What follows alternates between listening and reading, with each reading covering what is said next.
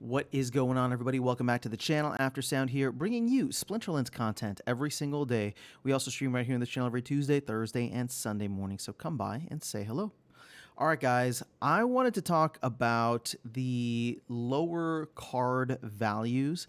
It seems like the market is dumping, and I think there's a lot of there's a lot of talk right now from folks thinking that, hey, more people are leaving the game, people are upset and all that. And again, I don't doubt that that's the case, obviously, with the bad news previously about the team having to let people go and the whole restructuring. I'm sure some people have left. I'm sure some people are selling, maybe taking things off the table. In fact, I've talked to several people about that. But what I think is happening to the overall card market cap, right?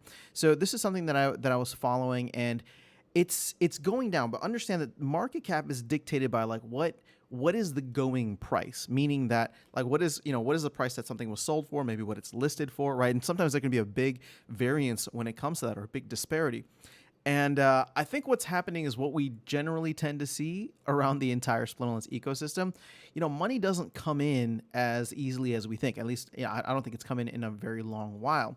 But what we do see is value transferring around between assets. So people are selling their cards and essentially taking the card market cap down.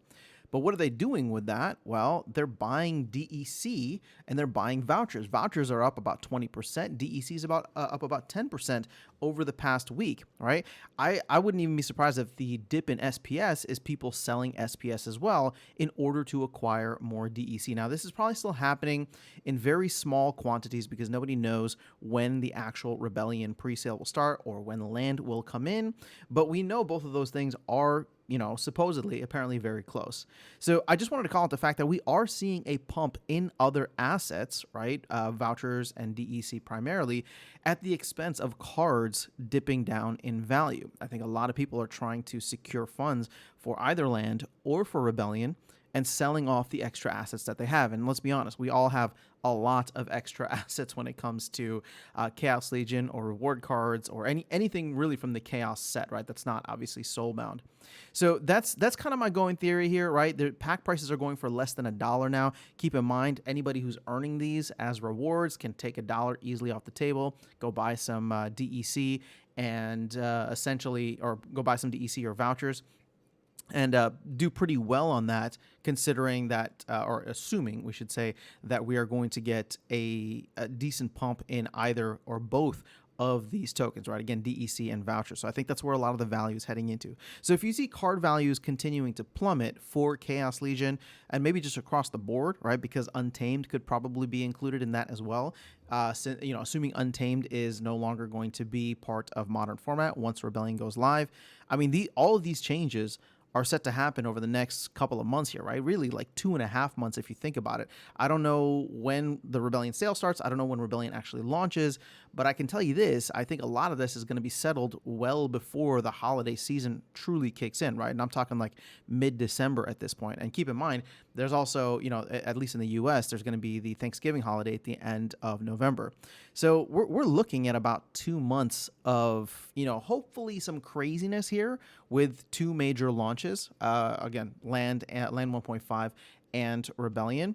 But I think at this point in time, until we get to see either of these, either a solid release date for any of these things, Rebellion presale or Rebellion launch, and Land launch, right? Land 1.5 launch, I don't think we'll see a lot of outside capital necessarily come in. Again, even then, maybe outside capital doesn't come in, but if this stuff starts to get delivered, that's when I think people will be a little bit more confident about bringing things from the outside. Right now, it just seems like there's so much shifting around of value within the ecosystem. And so, again, that's not necessarily a bad thing. It's not a good thing, right? But it's not necessarily a bad thing. If you can play these trends, I know people have made significant amounts of money flipping things and trading things. So again, vouchers are up 20%. There's not that much liquidity out there for vouchers, but if you're sitting on that and you made that 20% gain, good on you, right? Maybe you get to buy more Rebellion packs, maybe you get to buy more ice cream, however you want to spend that money.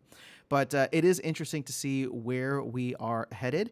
And hopefully, we'll have some more exciting things to discuss and see how the token prices and asset prices within the game continue to play out over the next couple of weeks here. But that is all I have for you guys in this video. I just wanted to give my perspective on, a few anecdotal conversations that I've had, and then just kind of following these trends over time. But I'm curious to know what your thought process is, what your perspective is. Are you seeing the same thing, thinking the same thing? And, we'll continue the conversation in the comment section below. So let me know. I'll catch you all in the next video and see you around the game. Take care.